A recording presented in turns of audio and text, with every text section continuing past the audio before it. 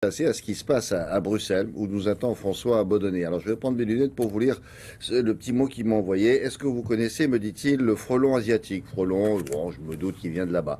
L'écrevisse de Louisiane, là encore, oui, bon, très bien. Le moustique tigre. Ça se complique.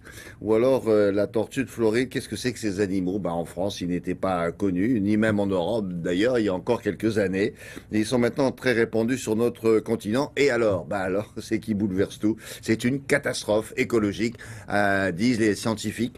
Ils détruisent la biodiversité. Est-ce qu'ils sont tous arrivés en Europe de la même façon? Je ne sais pas, par charter, par avion, ou avec leurs petits bras dans des bateaux et en ramant. François Baudonnet va vous répondre. Bonjour François.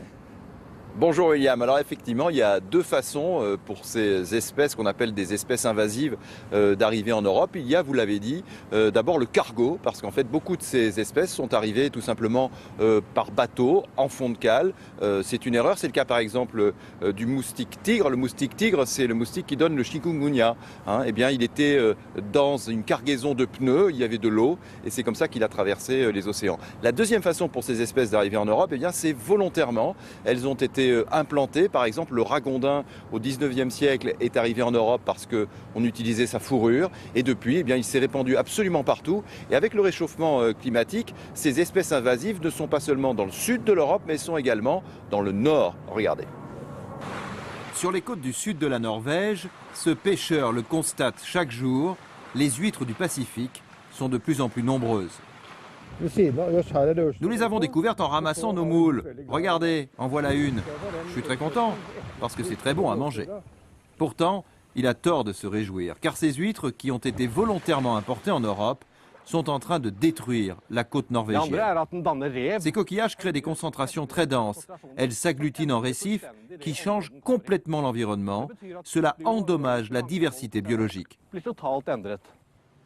Plus au sud, partout en Europe, se développent les écrevisses de Louisiane. Elles ont d'abord été utilisées comme appât par des pêcheurs, mais leur dissémination est devenue incontrôlable. Les écrevisses de Louisiane provoquent la disparition des écrevisses d'Europe. Et elles abîment également les rivières et les lacs dans lesquels elles vivent, parce qu'elles font effondrer leurs rives. Et que dire du ragondin, importé en Europe d'Amérique du Sud au 19e siècle, et qui est un fléau pour les oiseaux? Il ne mange pas leurs œufs parce qu'il est herbivore, mais il détruit leurs nids en grimpant dessus. De nombreuses plantes sont elles aussi invasives. Il y aurait en Europe 12 000 espèces qui ne sont pas originaires de notre continent. Elles représentent un danger majeur pour la biodiversité.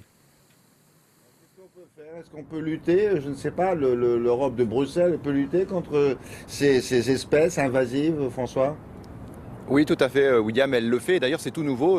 Jusqu'au 1er janvier dernier, eh bien, chaque État européen devait se débrouiller tout seul pour lutter contre ces espèces. Et depuis le 1er janvier dernier, il existe un règlement européen. Alors, une liste de ces espèces invasives a été dressée par la Commission européenne, qui se trouve jusqu'à côté de moi, et par le Parlement européen également. Ces espèces sont donc interdites de commercialisation. Le problème, William, évidemment, c'est qu'on l'a vu, ces espèces sont déjà présentes partout. Et donc, maintenant, c'est très difficile. Et elles représentent, avec la pollution, la deuxième cause de dégradation de la biodiversité sur le sol européen. Bon, merci François, à bientôt. La revue de presse.